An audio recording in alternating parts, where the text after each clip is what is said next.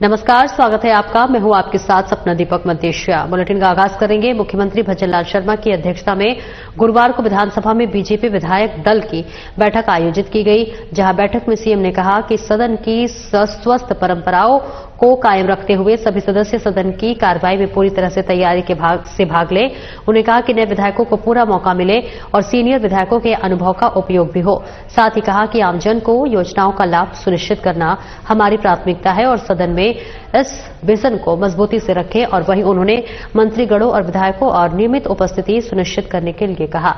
इस मौके पर उप मुख्यमंत्री दिया कुमारी, उप मुख्यमंत्री डॉक्टर प्रेमचंद बैरवा सहित मंत्रिपरिषद के सदस्य और भारतीय जनता पार्टी के सभी विधायकगण उपस्थित रहे।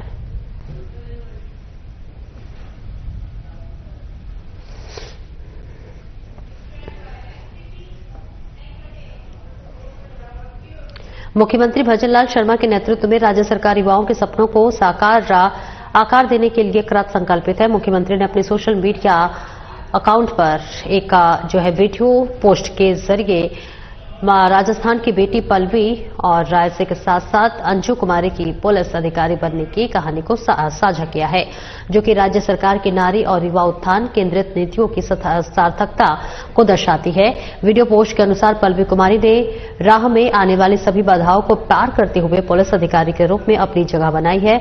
वहीं दृढ़ निश्चय से सफलता हासिल करने वाली अंजू कुमारी की कहानी सभी के लिए प्रेरणादायक है। उन्होंने पुलिस अधिकारी बनकर ये साबित कर दिया है कि सही मार्गदर्शन और हौसले से हर चुनौती को पार किया जा सकता है और राज्य सरकार की महिलाओं को और युवाओं को प्रोत्साहन देने वाली नीतियों ने उनकी राह को आसान बनाया है।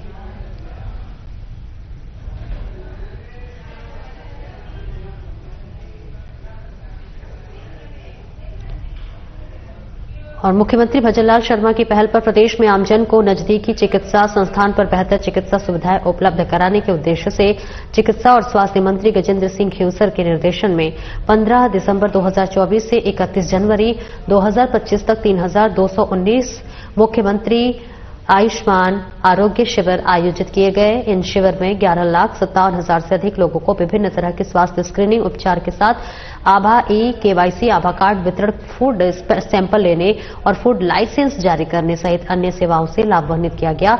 इसको लेकर सभी मंत्री खेवसर ने बताया कि इस अवधि के दौरान प्राथमिक स्वास्थ्य केंद्रों और सामुदायिक स्वास्थ्य केंद्रों पर प्रथम स्तर के मुख्यमंत्री आयुष्मान आरोग्य शिविर आयोजित किए गए। इन शिविरों में 37 प्रकार के स्वास्थ्य जांचें और जिला अस्पताल स्तर पर उपलब्ध दवाइयों से रोगियों को उपचारित किया गया है।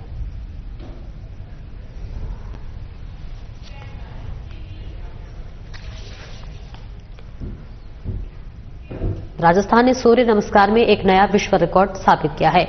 3 फरवरी को हुए एक राज्य स्तरीय कार्यक्रम में आयोजित सूर्य नमस्कार में 1,53,00,000 के अधिक लोगों ने एक साथ सूर्य नमस्कार करते हुए पूर्व के 1,33,00,000 प्रतिभागियों के रिकॉर्ड को पीछे छोड़ दिया है। गुरुवार को विधानसभा परिसर में वर्ल्ड बुक ऑफ रिकॉर्ड्स के प्रतिनिधि प्रथम भल्ला ने इस उपलब्धि का प्रोविजनल प्रमाण पत्र जारी किया, जिसे शिक्षा मंत्री मदन दिलावर ने ग्रहण किया। मंत्री दिलावर ने सभी प्रदेशवासियों को इस विश्व रिकॉर्ड की बधाई देते हुए कहा कि सूर्य नमस्कार न केवल हमारी संस्कृति का अभिन्न हिस्सा है, बल्कि ये शारीरिक स्वास्थ्य और तनावमुक्त जीवन के लिए भी आवश्यक है। उन्होंने सभी से प्रतिदिन इस योग को अपनाने की अपील की। राजस्थान के सब लोगों को बधाई देता हूं जो सूर्य नमस्कार में जिन्होंने भाग लिया। बड़ी कंट्रोवर्सी भी हुई इसको लेकर, पूरी तरीके से और बंद रिकॉर्ड बना। मैंने पहले भी कहा था, आज भी कह रहा हूं कि मेरे पास कोई विरोध करने वाला नहीं आया, सबने इसको स्वीकार किया। 1,53,00,000 छात्रों सहित सभी ने सूर्य नमस्कार किया है और इसलिए मैं सबको बधाई देना चाहता हूं और अपेक्षा करता हूं सबसे कि सूर्य नमस्कार जैसे योग को वो दैनिक जीवन में अपनाएं, यानी प्रतिदिन करें, ऐसी हमारी अपेक्षा है। और क्योंकि लंदन ऑफ वर्ल्ड बुक ने इसको रिकॉर्ड किया है और उन्होंने 1,53,00,000 लोगों ने सूर्य नमस्कार किया है, इसलिए वो आज हमको प्रमाण पत्र देने के लिए उपस्थित हैं मैं उनको भी बधाई देना चाहता हूं और आप सब लोगों को भी बधाई देना चाहता हूं कि आप में से भी अधिकांश पत्रकार बंधुओं ने सूर्य नमस्कार में भाग लिया होगा। तो किसी कारण से कुछ छूट गए हों तो वो अब रोज सूर्य नमस्कार करना वो भी प्रारंभ कर दें, क्योंकि दिन भर आप बिजी रहते हैं, व्यस्त रहते हैं, तो तनावग्रस्त हो जाते होंगे। तो सूर्य नमस्कार करेंगे तो तनाव से मुक्त हो जाएंगे। और मुख्यमंत्री भजनलाल शर्मा के निर्देश पर आयोजित हो रहे किसान रजिस्ट्री शिविर में आमजन के बुनियादी प्रमाण पत्र बनाने का कार्य भी किया जा रहा है। संबंधित विभागों के कार्मिक शिविर में आ रहे लोगों की परिवेदनाओं को सुनकर उनके बुनियादी दस्तावेज तैयार करने में उनके सहायता कर रहे हैं। जयपुर कलेक्टर के निर्देशानुसार और उपखंड अधिकारी के नेतृत्व में गुरुवार को संगानेर पंचायत समिति की ग्राम पंचायत गोनेर के राजकीय उच्च माध्यमिक विद्यालय प्रांगण में किसान रजिस्ट्री शिविर का आयोजन हुआ। शिविर न सिर्फ किसान हितैषी बल्कि जन कल्याणकारी शिविर है। इसका जीता जागता उदाहरण है राजू सपेरा के घुमंतु जाति का होने के कारण आज तक उसके परिवार के सदस्य का न तो मूल निवास प्रमाण पत्र बना था और न ही जाति प्रमाण पत्र, परंतु इस शिविर में उसने उपखंड अधिकारी हिम्मत सिंह के समक्ष अपनी पीड़ा व्यक्त की है, जो कि तत्काल उपलब्ध उपखंड अधिकारी ने उसका आवेदन भरवाकर उसका और उसके परिजनों के मूल निवास और जाति प्रमाण पत्र बनवाए, जिसके तहत अब सरकारी योजनाओं का लाभ ले सकेगा।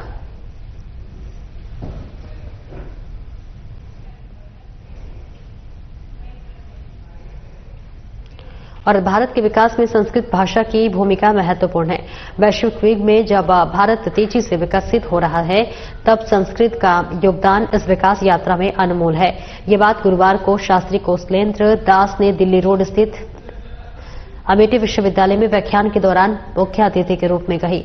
जगत गुरु रामानंदाचार्य राजस्थान संस्कृत विश्वविद्यालय के दर्शन विभागाध्यक्ष कौशलेंद्र दास ने कहा है कि संस्कृत से मानव समाज को मानसिक और बौद्धिक विकास के लिए एक सशक्त आधार प्राप्त होता है। संस्कृत में प्राचीन वैज्ञानिक ग्रंथों का संग्रह है, जो कि गणित, चिकित्सा, खगोलशास्त्र और भौतिकी से संबंधित है। आर्यभट्ट, भास्कराचार्य और बराह मिहिर जैसे महान वैज्ञानिकों के कार्यों का अभिलेख संस्कृत भाषा में ही उपलब्ध है, जिन पर अनुसंधान की आवश्यकता है।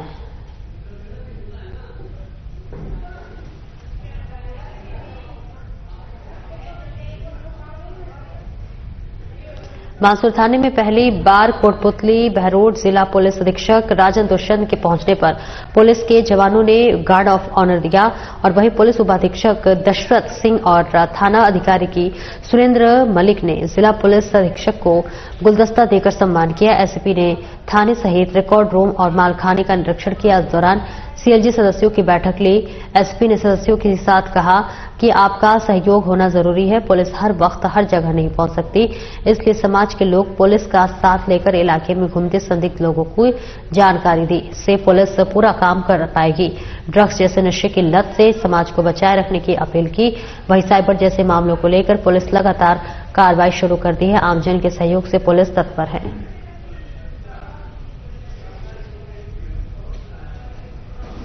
मैं वापस इसको दिखवाता हूँ, मेरी अभी तक जानकारी में नहीं। आपने जो मुझे बताया इस क्या प्रकरण है, किस तरह का है, उसको कि उसको वापस एक बार में दिखवा के नए सिरे से प्रयास करेंगे।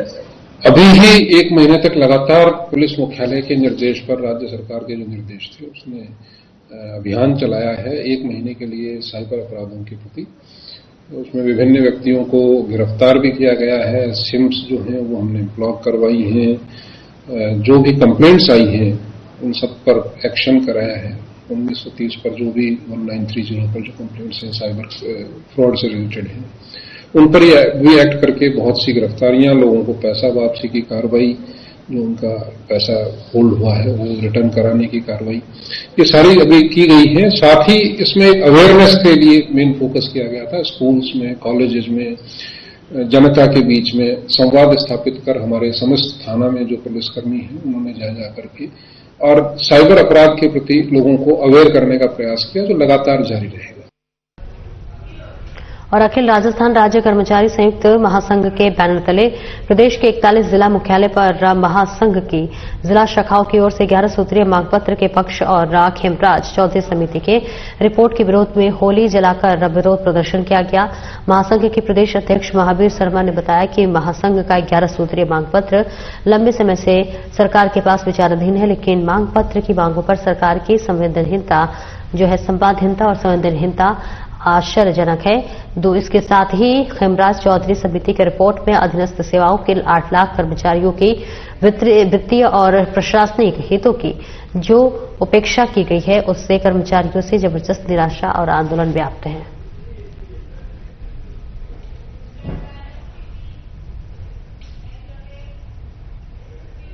और बीकानेर में श्रमिक संगठनों ने केंद्रीय बजट का विरोध करते हुए केंद्र सरकार राज्य सरकार के नाम का ज्ञापन लिया, वहीं जिला कलेक्टर के माध्यम से सौंप दिया है। अधिक संघ के बाई के योगी ने कहा है कि पूरा बजट पूंजीपतियों का है। इस बजट में सरकारी और सार्वजनिक संस्थाओं का निजीकरण रोकने का कोई भी प्रावधान नहीं है।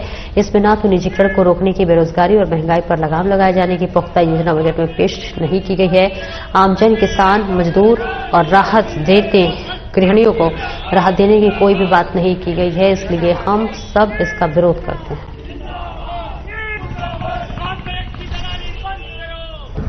हम लोग ये बतलाना चाहते हैं कि 1,140 करोड़ की जो जनता है हमारी, उसकी समस्या केवल एक 12 लाख की सीमा इनकम टैक्स की बांध दी जाए, उससे कोई समस्याएं समाप्त नहीं होती हैं। देश की समस्या आज की तारीख में महंगाई है, देश की समस्या पढ़े लिखे युवाओं के लिए बेरोजगारी है। इसके लिए कोई भी पुख्ता योजना बजट में प्रस्तुत नहीं की गई है। दूसरी तरफ सरकारी और सार्वजनिक क्षेत्र का जिस तरह से लगातार निजीकरण किया जा रहा है, उसका हम लोग विरोध करते हैं। बजट में ऐसी कोई भी घोषणा नहीं है कि सार्वजनिक संस्थाओं का निजीकरण नहीं किया जाएगा। और खाद्य और नागरिक आपूर्ति मंत्री सुमित गोदारा ने बयान दिया है। उन्होंने कहा है कि राजस्थान में कांग्रेस 4 गुटों में बटी हुई नजर आ रही है और कांग्रेस के नेता झूठ बोलना, जनता को गुमराह करने की कोशिश कर रहे हैं। उन्होंने कहा कि कांग्रेस कार्यकाल में जो लूटमार और भ्रष्टाचार का खुलासा खेल हुआ, उसको अब भजन लाल सरकार जनता के सामने ला रही है, तो वही कांग्रेस तिल मिला रही है। वही गोदारा ने कहा है कि डोटासरा अकेले पड़ते जा रहे हैं और जल्द ही उन्हें छापास का रोग लग चुका है। प्रदेश भर में इतनी बड़ी संख्या में सरपंचों का जादूगर जयपुर में एकत्रित होना कांग्रेस के लिए अचंभे की बात है। चूंकि कांग्रेस के पास कोई मुद्दा नहीं है, इसलिए पंचायतों का मुद्दा उठा रही है। उनकी तब भी सरकार ने बिना सोचे समझे जिलों का पुनर्गठन किया और अब नए जिले बनाए रखने की करोड़ों की पंचायती राज संस्थाओं का पुनर्गठन किया जा रहा है। साथ ही उन्होंने कहा है कि मुख्यमंत्री भजनलाल शर्मा के नेतृत्व में लोकसभा की पहली सीढ़ी को मजबूत करने का काम पहली बार हो रहा है।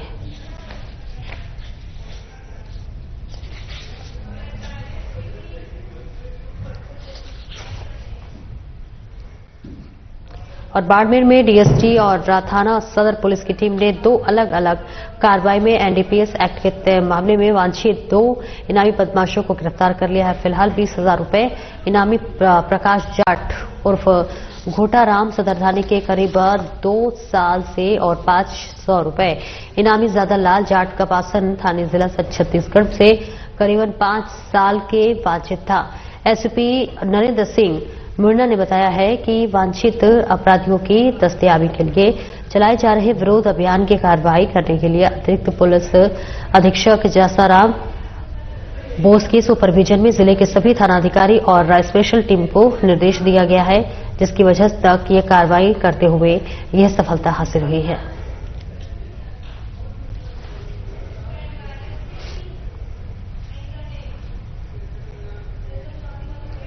और खबर हनुमानगढ़ के नौहर से है, जहां पर स्थानीय ब्राह्मण महाशाला में श्री पाट ब्राह्मण महासंघ महासभा अध्यक्ष रामकुमार जांजरा की ओर से अपनी धर्मपत्नी सेवानिवृत्त स्वर्गीय शांति की है इस अवसर पर आयोजित कार्यालय में समाज के गणमान्य व्यक्तियों की उपस्थिति रही।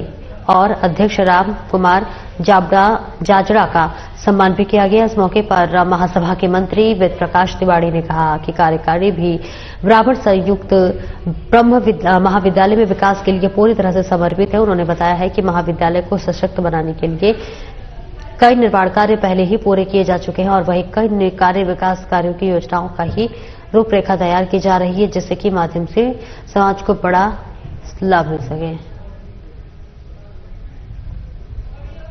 श्री ब्राह्मण महासभा के वर्तमान अध्यक्ष श्री राम कुमार जी जाजड़ा थालड़का वालों द्वारा अपनी धर्मपत्नी श्रीमती शांति देवी की याद में एक दुकान का निर्माण 12/15 करवाया गया, जिसका समर्पण आज संस्कृत महाविद्यालय को आचार्य जी को सौंपा गया। इस दुकान की आमदनी से, इस दुकान के किराए से संस्कृत महाविद्यालय का विकास हो पाएगा। और श्री राम कुमार जी ने आज यह भी वचन दिया है कि समय समय पर श्री संस्कृत महाविद्यालय के उत्थान के लिए मैं हमेशा कार्यरत रहूंगा और विद्यार्थियों की सेवा शुश्रूषा के लिए मैं हमेशा तैयार रहूंगा। जय प्रसन्न। और बीकानेर एसपी कारपेट सिंह सागर के निर्देशन और कार्यवाहक थानाधिकारी राधेश्याम थालोन के नेतृत्व में नोखा गांव बाईपास तिराहा पर पुलिस ने अवैध मादक पदार्थ गांजे का साथ ही 2 आरोपियों को पकड़ने में सफलता हासिल की है। पुलिस की सूचना पर मिली थी कि 2 लोग ट्रेन से उतरकर बीकानेर जाने के लिए साधन का इंतजार कर रहे हैं, जिसके बाद पुलिस ने तुरंत मौके पर पहुंचकर पूछताछ की और चेकिंग के दौरान तस्करों के कब्जे से 26 किलो 762 ग्राम अवैध मादक पदार्थ गांजा बरामद किया गया है। फिलहाल पुलिस ने आरोपियों को जेल भेज दिया है और आगे की कार्रवाई में जुट गई है।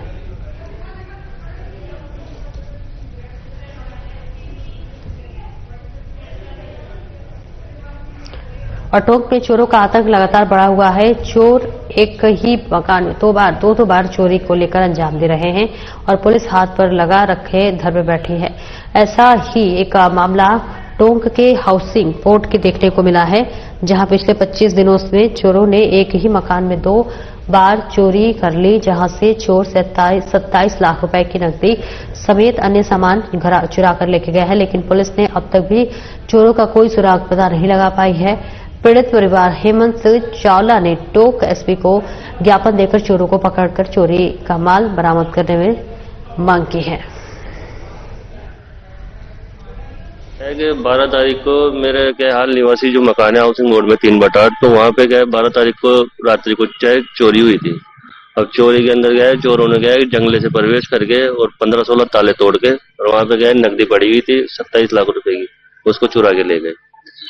मैंने क्या है कि उसी टाइम क्या है कि जो भी है संबंधित जांच अधिकारी उदयवीर जी थे, तो वो सब आ गए थे वहाँ पे, ठीक है। फॉरेंसिक टीम वालों को बुला लिया था, फिंगरप्रिंट ले लिए थे उन्होंने। आज गया 25 दिन हो गए और 17 तारीख को गए मेरे मकान के वापस ताले टूट गए। वहां पे क्या 2 मोबाइल पड़े हुए थे और एक पावर बैंक था जिनको चोर ले गए।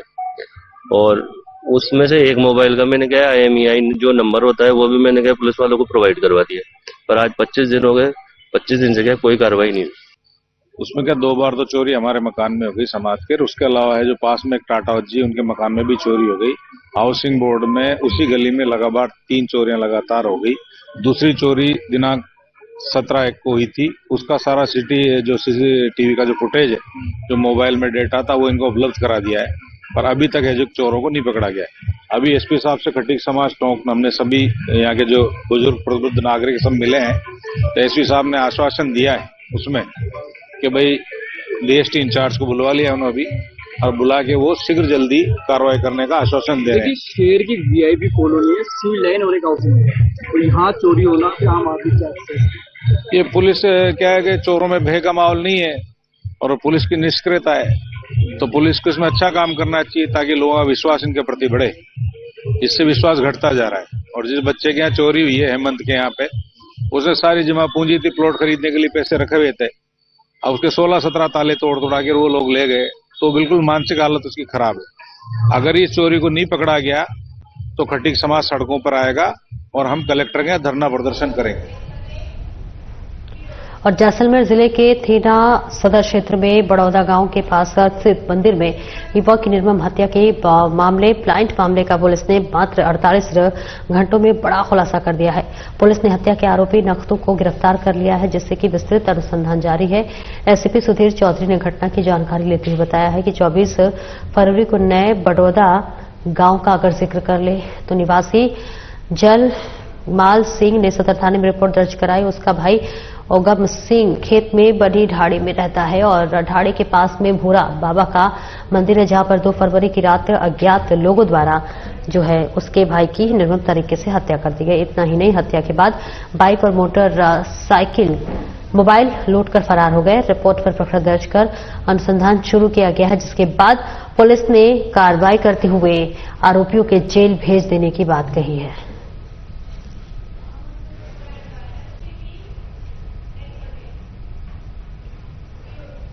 करौली जिले के सपोटरा थाना इलाके में गदारपुरा क्षेत्र को घर में घुसकर एक युवक को अंजाम दिया गया। मारपीट करने के मामले में जो है आपको बताते चले कि थाना पुलिस की टीम ने 4 आरोपियों को गिरफ्तार करने में सफलता हासिल की है। एसपी ब्रजेश ज्योति उपाध्याय ने बताया है कि 13 जनवरी को घटना के संबंध में पहाड़पुरा निवासी राजेश गुर्जर ने रिपोर्ट दी थी कि दोपहर के समय कार से आए नेमीचंद और बबलू निवासी मांडा गुर्जर भगवान सिंह और इसी के साथ जगदीश और राम सिंह निवासी ऊधी गुवाड़ी और भगवान सिंह बहन सिंह रामस्वरूप व स्वरूप नारायण तिवारी गन महाटपुरा और इसी के साथ उसके घर में घुस गए और इस दौरान वो लोग जबरदस्ती राजेश गुर्जर का अपहरण कर कार में बैठाकर मारपीट करते हुए ले गए। कारणपुर ने बताया है कि ले गए हैं, जहां पर मंडरायल और फिर लांकड़ा होते हुए शाम को डाबरा की घाटी में पटक गए। इस दौरान लगातार आरोपियों ने राजेश गुर्जर और साथ में मारपीट की, जिसके बाद पुलिस ने मामले की एक्शन लेते हुए आरोपियों को गिरफ्तार कर लिया है। फिलहाल आगे की जांच पड़ताल जारी है।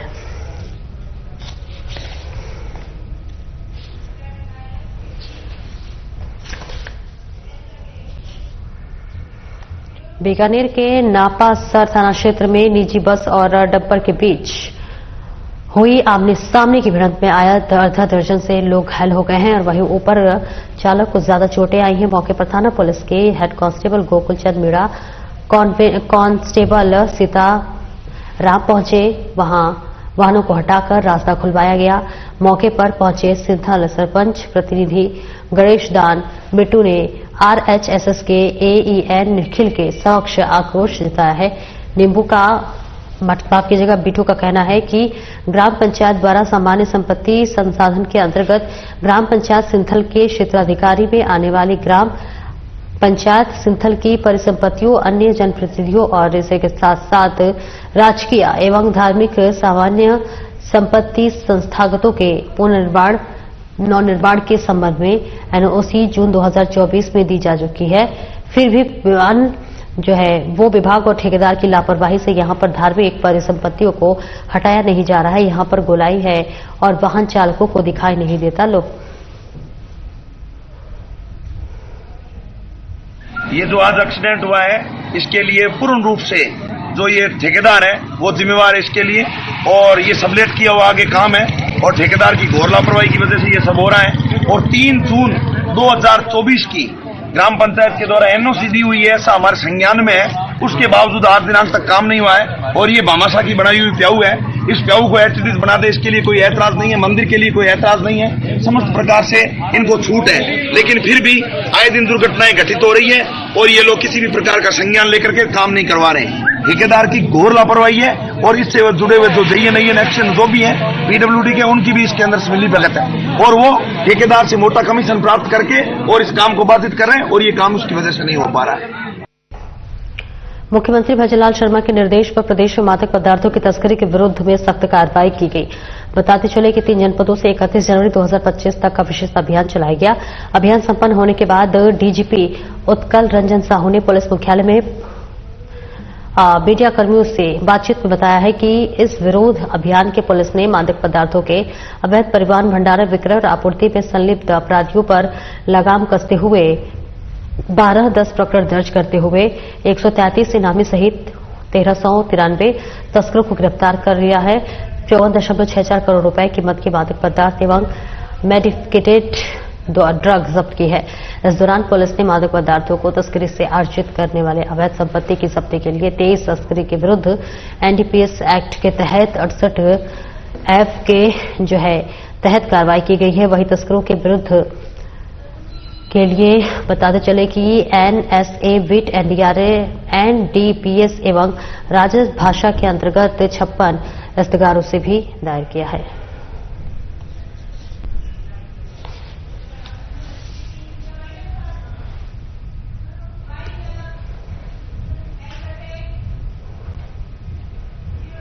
फिलहाल इस बुलेटिन में इतना ही। नमस्कार।